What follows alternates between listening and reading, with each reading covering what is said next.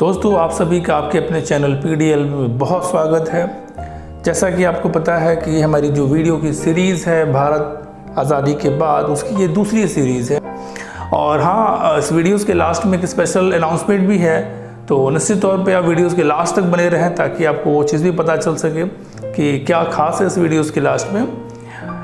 जैसा कि ये पता है कि ये वीडियो की हमारी सेकेंड सीरीज़ है, तो और फर्स्ट वीडियोज़ में हमने बात कर रखी है कि जब हमारा देश आज़ाद हुआ तो जो देश का हमारा जो एकीकरण की जो समस्या थी, उस समय किन किन परिस्थितियों का सामना करना पड़ा। दोस्तों, जो हैदराबाद का नवाब था उसके साथ भी स्थिति बहुत अजीबोगरीब थी, क्योंकि उसने जब ये जूनागढ़ का मैटर देखा उसके बाद वो भी बहुत डिस्टर्ब हो गया, ये कहें हम लोग, क्योंकि वो जिस जगह पे था, जैसे हम बात करें हैदराबाद की स्थिति की, तो वो एकदम हमारे नीचे दक्षिण साइड में पड़ता है। और वो उसकी जो इच्छा थी कि वो पाकिस्तान के साथ जाकर मिलना चाहता था। पाकिस्तान के साथ का मिलना मतलब ये एक अजीबोगरीब स्थिति थी। मतलब वो कैसे पाकिस्तान से कनेक्टिविटी अपनी रखता। और सबसे बड़ी बात ये भी हम सोचे एक तरह से कि जो हमारे राजनेता थे वो भी देख रहे थे कि एक बहुत बड़ा रियासत है और उसे में किसी भी हाल में खोना नहीं है, तो वो भी एक तरह से उन्होंने प्रेशर बना रखा था कि भाई। लेकिन सबसे बड़ी चीज़ ये भी थी कि पाकिस्तान भी जो था वो हर तरह से प्रयास में था। अगर उस समय की हम हैदराबाद की बात करें तो उसमें कर्नाटक, महाराष्ट्र और एक आंध्र प्रदेश का एक समायोजन था। इनसे लगा सकते हैं अंदाज़ा कि वो कितनी बड़ी रियासत थी। लेकिन समस्या ये थी कि जिस भौगोलिक स्थिति में वो था, उस जगह से वो अगर पाकिस्तान के साथ मिलना भी चाहता तो वो संपर्क कैसे साधता। एक समस्या ये गंभीर थी जो ये बात समझ नहीं पा रहा था। और उसने ये एक चीज़ था कि पाकिस्तान ने भी कोई कसर नहीं छोड़ी थी, वो हर तरह से प्रयास में था। उसने बस ये कहा कि आप बस एग्रीमेंट पे साइन कीजिए और उसके बाद हम सब कुछ देख लेंगे। लेकिन जो जूनागढ़ का मैटर था उसके साथ भी वो हैदराबाद के नवाब कुछ कन्फ्यूज़न में था। लेकिन इसी बीच जो कश्मीर के जो राजा थे, जो हरी सिंह थे, वो भी बहुत कन्फ्यूज़न क्रिएट कर रहे थे, क्योंकि वो खुद ही एक स्वतंत्र रूप से रहना चाहते थे। रीज़न क्या था उनके साथ कि अगर वो ये बात समझ रहे थे कि अगर मैं पाकिस्तान के साथ जाऊं तो पाकिस्तान एक हमारा इस्लामिक राष्ट्र है और वो किसी भी तरह से एक हिंदू राजा को वहाँ पे सर्वाइव नहीं करने देंगे। और अगर हम भारत के साथ वो मिलते हैं तो समस्या ये थी कि वो लोकतांत्रिक व्यवस्था थी और वो कभी भी एक राजा को स्वीकार नहीं करते, तो उसके लिए स्थितियाँ बनती हुई नहीं दिख रही थी।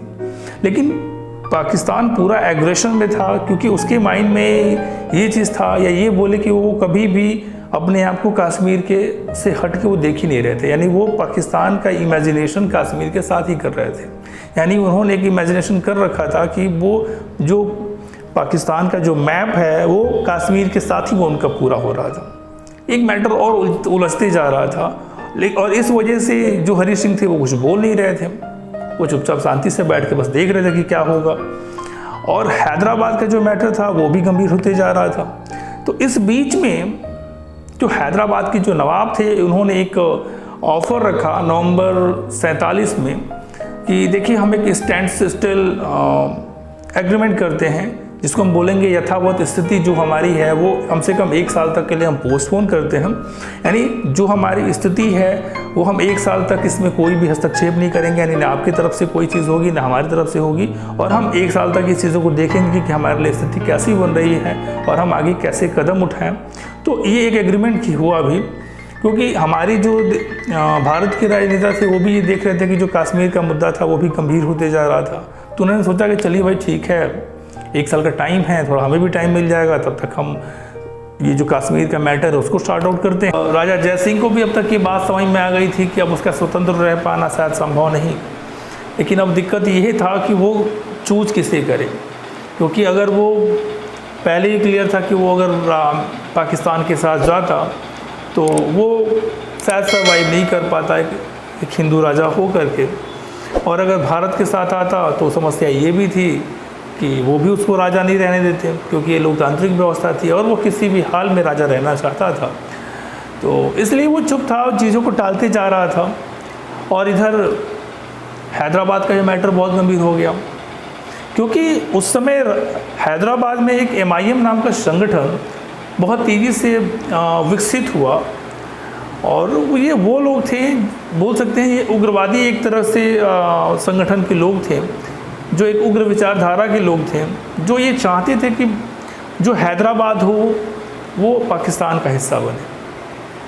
ये रेडिकल मुस्लिम लोगों का संगठन था, ये इसको हम ये कह सकें कि ऐसा संगठन था जो हैदराबाद के नवाब के द्वारा संचालित की जा रही थी। उनके माइंड में बस एक ही चीज़ थी कि कुछ भी हो, कोई भी कंडीशंस बने, या तो हमें पाकिस्तान के साथ ही मिलना है, और अगर पाकिस्तान के साथ नहीं मिलना तो हम स्वतंत्र रह लेंगे लेकिन भारत के साथ नहीं मिलेंगे। तो ये बोल सकते हैं कि पूर्ण रूपेण जो संचालन था वो हैदराबाद के नवाब की तरफ से था। अभी हैदराबाद का जो मैटर था, जिसमें हमने बताया कि एक MIM संगठन जो था काफ़ी तेज़ी से वो सक्रिय हुआ, और वो एक बोल सकते हैं कि उग्र विचारधारा के जो लोग थे वो किसी भी तरह से लोगों जो भी भारत के पक्ष में बात करते हैं या भारत में रहने की बात करते हैं उनको हर तरह से प्रताड़ित करते थे। उनको बस मोटिवेट करना, उनको कैसे भी कन्वर्ट करना उनका ये काम होता था। दोस्तों यहाँ पे एक चीज़ और भी गंभीर हो गई कि ये जो MIM समूह था, इससे एक और समूह विकसित हुआ जिसको हम रजाकार मुसलमान उसको बोल सकते हैं। ये रजाकार थे ये लोग, और ये MIM संगठन थे उससे भी ये काफ़ी उग्र थे। उग्र बोल सकते हैं कि हिंसावादी थे। इनके इस संगठन के जो लोग थे, तो जो रजाकार मुसलमान थे, ये हिंसक थे, और ये उस स्टैंडस्टिल से जो एग्रीमेंट था, ये जो ड्यूरेशन था 1 साल का, उस टाइम इन्होंने बहुत ज़्यादा ही हिंसा कर दी वहाँ पे। यानी हैदराबाद में ये उन लोगों को चुन चुन के मतलब टारगेट करते थे जो भी भारत में या भारत के साथ जाने की बात करते थे। अब ये समस्या बहुत गंभीर थी, क्योंकि एक तरफ से बोल सकते हैं कि वहाँ के लोगों का जीना मुश्किल हो गया था जो भी भारत के फेवर की बात करते। क्योंकि हमारे जो सरदार पटेल थे वो भी बहुत एग्रेसिव नेता थे, और इस चीज़ को लेकर के वो चाहते थे कि कोई कदम उठाया जाए। लेकिन अब पंडित नेहरू जी थे, शायद उनका जो स्टेप था वो कुछ अभी ये था कि चलिए थोड़ा कुछ दिन और मैटर देखते हैं, क्योंकि कश्मीर से मैटर और ऐसे ही गंभीर हो रखा है, वो सिचुएशन ऐसे ही पूरे दुनिया में हाईलाइटेड है, और हम एक नया मैटर उठाएंगे तो ये भी हमारे लिए गंभीर होगा। लेकिन अब ये चीज़ें सरदार पटेल से नहीं देखी गई, और ये कहा ये भी जाता है कि पंडित नेहरू के बिना रजामंदी के ही उन्होंने एक स्टेप उठा लिया, और उन्होंने हैदराबाद में सेना भेज दी। और चूँकि उनके माइंड में था कि ये बहुत लंबा मैटर नहीं जाएगा, मैटर छोटा सा है, इसको हम अपने हिसाब से 3 दिन में निपटा लेंगे। ये प्रॉक्स 13 सितंबर की बात है, और 13 सितंबर को वहाँ पे सेना को भेजी गई, और लगभग ये हमको लगता है कि 18 सितंबर तक ये मैटर पूरा सॉर्ट हुआ। और वहाँ पे उन लोगों को चुन चुन के हिसाब किताब किया गया। भाई जो लोग भी थे वहाँ पे, ऐसे लोग जो हिंसा फैला रहे थे, उनको भी बहुत मतलब हम लोगों ने हटाया, जैसे तैसे उनको शॉर्ट मतलब किया, और बहुत ज़्यादा ही हिंसा हुई।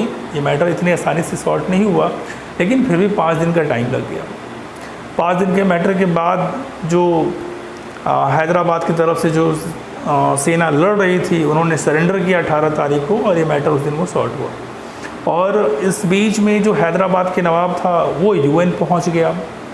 वो UN पहुंच के बोल रहा है कि देखिए ये लोग पूरा एक एग्रेसिव देश है, ये हम लोग पतानाशाही कर रहे हैं, इन्होंने ज़बरदस्ती हम पे कब्जा किया, लड़ाई कर रखा है। अपने तरफ से उसने जो भी मत रखना था वो सारा उसने रखा।